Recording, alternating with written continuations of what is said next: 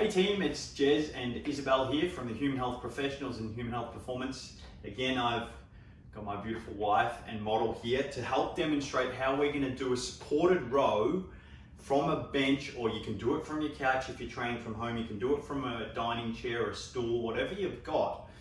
We're going to do this. Now, there's a couple of variations with this in terms of stance. The one I want to teach you today is where we've actually got our feet side by side, around hip, maybe even a little bit wider, closer to shoulder width apart, whatever feels comfortable. You can also turn this into a sumo stance.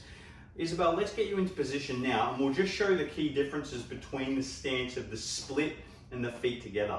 So what we've got now is the feet together stance. She's about hip width apart. I really like this because it helps you keep your hips square, and that's super important so that we're not loading one side more than the other, and especially putting the spine into a compromised position. The other way you can do this is in a split stance, which is one leg forward, one leg back, like a sprint start really. This is a super powerful position, but you have to make sure that when you're doing this, that you're keeping your hips square. Yes, you can row a lot more in that position, but you just have to be careful.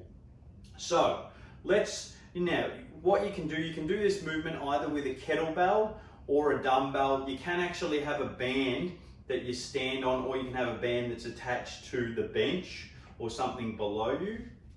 A little bit more difficult. So if you've got dumbbell, kettlebell, a lot easier with this. So what we'll do, we'll start with a nice 16 kilo, oh there you go, it says it right there, 16 kilo kettlebell, slight bend at the knee, so a little bit of hip flexion, a little bit of knee flexion, brace the core tight, and then we're drawing that shoulder blade back and thinking about putting our elbow in our back pocket.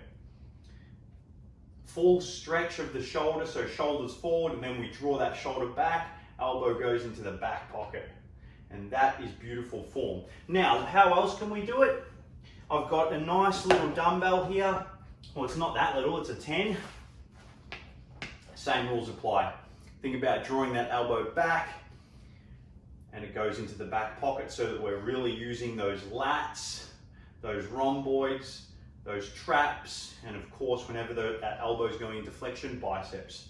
And that is how you do a supported dumbbell row. Now remember, if we want to, when we're doing this, we can actually also go into a sumo stance. Do you want to just jump up and also just show them what it looks like when we go into a sumo stance? Yep, and now come over into position. So some people like this. It just depends on your anatomy, on what position feels better for you, depending on where that dumbbell goes. So it is just a variation that you can just throw in to change up the stimulus you're putting on your body as well.